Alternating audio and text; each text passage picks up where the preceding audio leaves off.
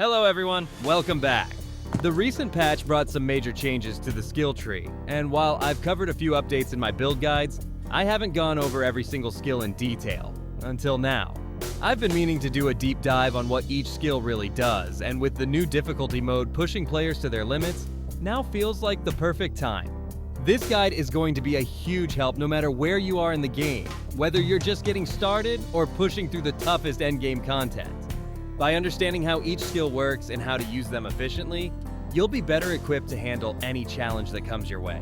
In this video, I'll be diving deep into the spear weapon skill tree, breaking down each skill, its strengths, and how to use them effectively in combat. I'll be covering the dual wield and greatsword skill trees in separate videos, so make sure to stay tuned for those. Alright, let's jump into the spear skill tree.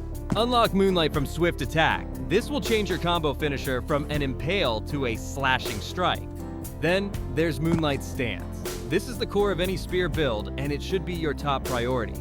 Once unlocked, you'll gain an afterimage that attacks alongside you, but to trigger it, you need to activate Moonlight's stance by performing the full Swift Attack combo. The stance lasts 15 seconds by default, and upgrading it to level 3 boosts the stamina damage dealt by the afterimage attacks. Unlock Vitality next to improve stamina recovery while Moonlight stance is active. Then comes Full Moon, which transforms your charged heavy attack while you're in Moonlight stance. This skill alone hits like a truck, but don't keep it at level 1. At that level, doing a Full Moon attack will remove the Moonlight stance buff. Upgrading it to level 2 or 3 allows you to maintain the stance with only a slight reduction in its duration. Next is Crimson Strike, a brutal attack that scales even further when performed under Moonlight stance. Just be aware that using it ends the stance buff, but here's where it gets interesting. With Wrath skill unlocked, both Full Moon and Crimson Strike gain bonus damage based on how much time is left on Moonlight stance. That means the sooner you use Full Moon or a brutal attack after activating Moonlight stance, the more damage you'll deal. Persistence is another must-have. Each successful Brink Guard or Brink Dodge adds 3 seconds to your Moonlight stance duration, letting you extend its effect longer during fights. Now for the skills on the left side of Moonlight stance. I wasn't a huge fan, but if you have points to spare, they do add utility. Moonlight Step grants you an extra dodge while Moonlight Stance is active, allowing you to cover more distance with each dodge. This makes it perfect for evading large AoE attacks or repositioning quickly during intense fights. Intercept lets your Brink Dodge count as an attack, and Afterimage boosts the invincibility frames of Moonlight Step. With successful Brink Dodge, you can completely negate incoming damage. Moving on to the Potent Blow Tree. Skip the first skill, it's not worth your time.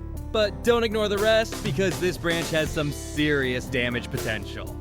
Spiral Thrust is hands down the highest damage spear skill. Unlocking its second branch lets you charge it even further, and when you use it on exhausted enemies or after a brutal attack, it deals absolutely insane damage. Make sure to unlock its final branch. It increases range, charge speed, and even deals guard penetration damage. Perfect against shielded enemies. Next up is Zero Point, a stylish combo skill that can be used after Potent Blow or Vital Strike. I recommend chaining it with Vital Strike instead. After Zero Point, you can flow right into a final Swift Attack, Assault, or Shadow Reversal. The next branch increases its damage even further. Afterimage Thrust is basically Zero Point but uses Spirit. It's strong, especially when charged, and deals heavy stamina damage. But honestly, for the Spirit cost, you've got better options. Fighting Spirit is simple. Gain more Spirit from your attacks. A solid passive to keep the pressure up. Let's move over to the Chain skill tree. The first skill to grab is Chaser. It reduces stamina cost when enemies are exhausted. Its follow-up, Chaser Devour, gradually restores 1 spirit each time an enemy gets exhausted, helping you sustain longer combos. Then, you've got a choice between Assault and Reversal. You can only use one at a time. Assault focuses on frontal attacks and stamina damage. The Assault Glide branch adds a slick kick that rebounds off enemies, and it doesn't even cost stamina. Ambush is pretty underwhelming, so don't bother unlocking it unless you're aiming to reach the final branch. I mean, if you're already behind the enemy, just land a brutal attack. It's far more effective. Assault Descent is the final branch of the Assault, and it's an awesome finisher. But keep in mind, you can only use it once per enemy exhaustion. But once I started using Reversal, I never looked back. Shadow Reversal lets you instantly slip behind enemies if their stance is broken, and even if it's not, you still do a slashing strike. I love using this after a parry to maximize damage from behind. It's easily one of the most valuable skills for boss fights. Impact increases the stagger potential of reversal, helping you break stances faster. The third branch boosts stamina damage and adds guard penetration. Now, let's talk about the infamous Trance. Before the nerf, this was the king of all skills, perfect for spamming and buffing everything. Now, only spirit skills get the damage buff. If you chain normal, dodge, or brutal attacks, Trance damage is reduced by around 44%. Unlocking Trance allows you to use it after any spirit skill.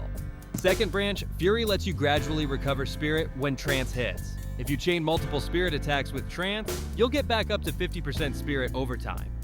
Resolve gives a 30% attack boost to spirit skills following Trance. And Liberation allows Trance to be used after any skill, but remember, damage will be reduced unless it's a spirit skill. On to the Shrew Tree. Quick Slash activates when you perform a light or heavy attack immediately after a brink dodge, letting you speed blitz the enemy with a quick strike.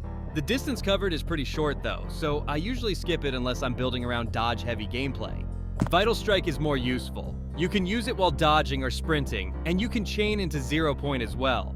Its upgrade deals more stamina damage when hitting weak points. Shadow Strike can nullify damage if you unlock its second branch. It's great for countering hard-to-parry attacks and puts you behind the enemy on a successful parry. Unlock Illusion to get increased damage and longer skill effects after a successful counter. But personally, I prefer Reflection. If you want to truly master it, make sure to check out the link in the description. I've broken it down with one simple method that can help you master it with ease. Crescent Strike got buffed recently, and now deals more stagger damage, especially when targeting weak spots. Its follow-up, Massacre, hits even harder on weak points and gives you 1 spirit back on use. Definitely worth including in your rotation. Agility lowers dodge stamina cost, a great passive to keep you mobile. Now let's wrap up with the final Spear Tree. Breakdown does more stamina damage after successful brink guards. Endurance lowers the stamina cost of guarding. Both are solid additions to defensive playstyles. Rod Smite is a must-have. It's a counterattack that triggers after a brink guard, and you can chain right into reversal afterward. Perfect for disrupting boss attacks and keeping pressure on. Phantom Heatwave is a defensive powerhouse. It blocks all incoming attacks at the cost of 2 spirit, and after activation, you gain a buff that empowers Moonlight, Full Moon, Quick Slash, Shadow Cleave, and Frenzied Cleave for 30 seconds. Unlock Ghost Strike to gain the ability to perform a counter-strike when blocking with Phantom Heatwave. Successfully landing the counter-strike extends the Heatwave buff duration to 50 seconds. Whirlwind, the final branch, boosts your counter-strike damage by 30% when Heatwave is used again during its active window. Finally, we have Eagle Wind, an awesome skill that got buffed in recent patch. Level it to 3 to boost its damage. The second branch adds shockwaves to each strike and provides bonuses based on the weapon's attribute effect. Fire increases damage by 15%, water and lightning increase stamina damage, poison and earth increase attribute buildup. Each strike costs 1 spirit, so use it wisely. The third branch increases projectile damage but lowers melee damage. It also lets you destroy incoming projectiles and recover spirit. If you're fighting ranged enemies, go for it.